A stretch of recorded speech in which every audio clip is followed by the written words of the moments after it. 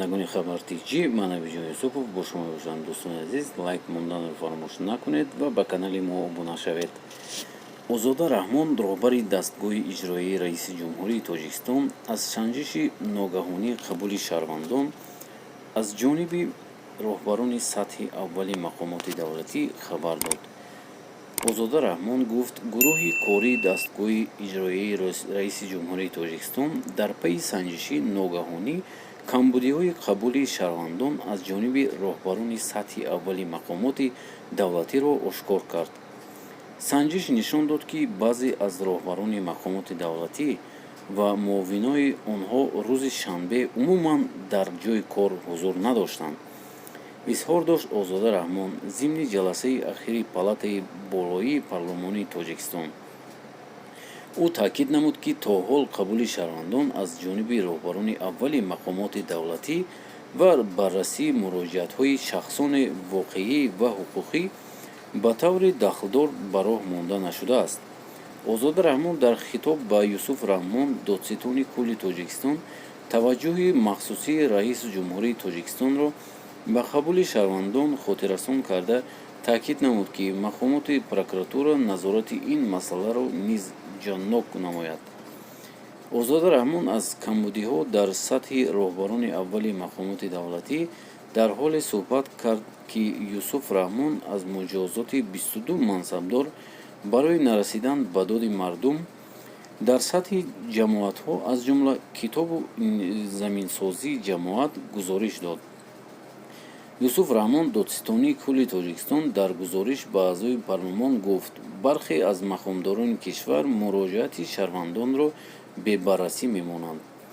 ӯ изҳор дошт ки барои вайрон намудани ҳуқуқҳои шаҳрвандон дар ин самт 22 нафар шахсони мансабдор ва ҷавобгарии ҷиноятӣ кашида шуданд. додситони кул мақомдорони ҷамоатро аз ҷумла Абдуллоев, раиси ҷамоати Саранд, ки дар шаҳри Панҷакент мебошад, ки даҳҳо муроҷиати шаҳрвандонро бебаррасӣ мондааст. чунончи китоби ҷамоати деҳотии ҳаёти нави ноҳияи Ҷаббор, Расулов, Саримсохов, 30 адад раиси ҷамоати деҳотӣ саразми шаҳри Панҷакент, Абдуллоев, 66 адад муҳандис заминсозии ин ҷамоат Қодиров, 50 адад муроҷиати шаҳрвандонро бебаррасӣ мондааст. барои ин кирдор ки ҳукми суди маҳкум гардиданд, изҳор дошт Юсуф Раҳмон, қабл аз парлумон Тоҷикистон ба қабули қонун дар бораи муроҷиати шаҳрвандон масъулияти мақомдоронро барои расидагӣ ба арзи шаҳрвандон бештар кард. аз ҷумла муроҷиати шаҳрвандон ба мақомоти ҳукумати тариқи расонаҳои телефон ва почтаи электронӣ низ мақоми расмӣ гирифта масъулин ӯҳдадоранд ба онҳо расидагӣ кунанд. бар асоси қонунгузории феълӣ барои эътитони ба муроҷиати шаҳрвандон даҳҳо ҳазор сомонӣ ҷарима ё ҷалб ба корҳои ислоҳӣ пешбинӣ шудааст. ин буд дӯстони азиз имрӯз видеои мо.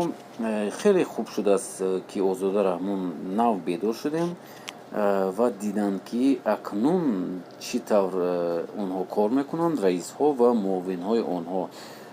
дар ҳақиқат онҳо ҳамин тавр кор мекунанд оё не?